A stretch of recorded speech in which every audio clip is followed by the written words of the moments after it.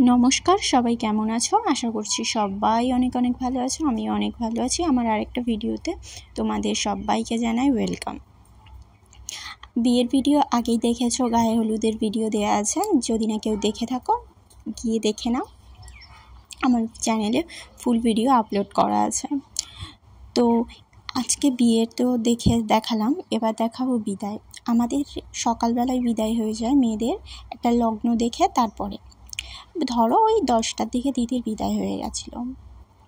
আর আমাদের এখানটায় যে ঘটগুড়ায় মানে সেই বরণ করে, অনেক সময় জামাইবাবুরাও করে, তাই দিদিকে বরণ করা হচ্ছিল, যেটা বৌদি করছিল, দিদির বৌদি, আমাদেরও বৌদি। তো বরণ করছিল এখানটায়। দিদির শরীরটা আর সবার মনটাই খারাপ হয়ে আছে, কারণ এই টাইমে প্রতিটাই মেয়েই জানি যে মেয়েদের মধ্যে কীরকম অবস্থা যায়, প্রতিটা আমরাও এই সিচুয়েশানটা পার করে এসেছি। আর এখানটা হচ্ছে মেয়ের মামা। আমাদের এখানে নিয়ম আছে যে মেয়ের মামা ডাবর দিয়ে মেয়ের হাতে তুলে দেয়, যাতে সমস্ত মেয়ের হাতে এই সময় সমস্ত আত্মীয়রা গিফট যা যা আনে সবাই সেগুলো দিয়ে দেয়। তো এখানটায় সেজমাও এসে গেছে দিদিদের মিষ্টি খাওয়ানোর জন্য, আর সেটা দেখে আমাদেরও মনটা ভীষণ খারাপ ছিল। আর এই সময় না কারেন্টটাও ছিল না, কারেন্ট চলে গেছিলো, তাই জন্য ফ্যান ট্যান চলছিল না। আর ওইটুকু একটু শর্ট জায়গা, যার জন্য কারেন্টটা থাকলেও ফ্যানও চালানো যেত না। তো সেই জন্য হাত পাখা দিয়ে আমরা দিদিদেরকে হাওয়া করছিলাম। এত প্রচণ্ড গরম, আর অনেক লোক আশেপাশে সবাই দেখতে আসে আমাদের বিদায়। সমস্ত বিয়ে বাড়িতে আশেপাশে দেখতে আসে, আত্মীয় স্বজন তো আছে, তারপরে আশেপাশে মানুষ সবাই দেখতে এসেছিল। তো সেই জন্য। আর এখানটায় কি একটা অদ্ভুত নিয়ম বলো, বাড়ি ছেড়ে চলে যাচ্ছে আর মিষ্টি খাওয়া। বিদায়ের ওই সময়টা যখন বাবা ছেলের হাতে মেয়েকে তুলে দেয়, সেই ফিলিংসটা না বাবা বোঝাতে পারবে কাউকে, আর না মেয়েরা বোঝাতে পারবে কাউকে।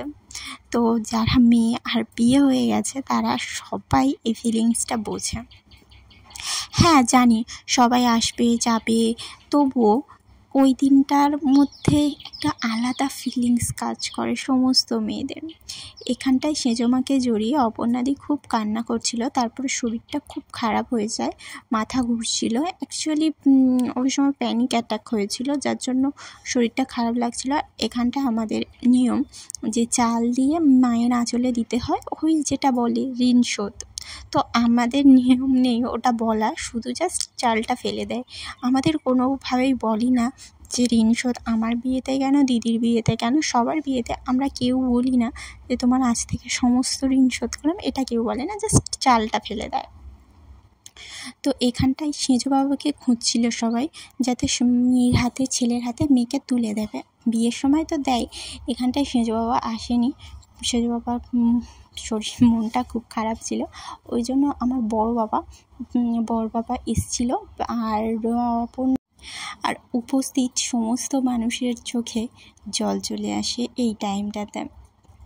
বড় বাবা এসেছে, আর আমাদের নিয়ম আছে যে একটা পান আর 1 টাকার কয়েন নিয়ে মেয়েদেরকে তুলে দেয় ছেলের হাতে, যেটা আর কি নিয়ম। তো সবার নিয়ম সমস্ত রকম নয়, অনেকে আবার এসে জ্ঞান দেবে যে এগুলো এখন কেউ করে না, তো নিয়ম তো নিয়মই হয়, তো আগেকার নিয়ম হলেও নিয়ম তো মানতেই হবে। তো আমারও এখানে আমার বিদায়ের কথাটা মনে পড়ছিল, আর খুবই কান্না পাচ্ছিল। আর এখানটায় না সেজো বাবাকে অনেকক্ষণ ধরে ডাকছিল, বাট সেজো বাবা আসতে চাইছিল না। আর অপর্ণাদি বলছিল যে বাবা না এলে আমি কিছুতেই যাব না। সেই জন্য তারপরে কিছুক্ষণ পরে সবাই বোঝাচ্ছিল যে সেজো বাবা আসতে পারবে না, সেজো বাবা খুব কষ্ট হচ্ছে। তো ও বলছিল আমি বাবাকে না দেখে যাব না। তো তার কিছুক্ষণ পরে সেজো বাবা এলো।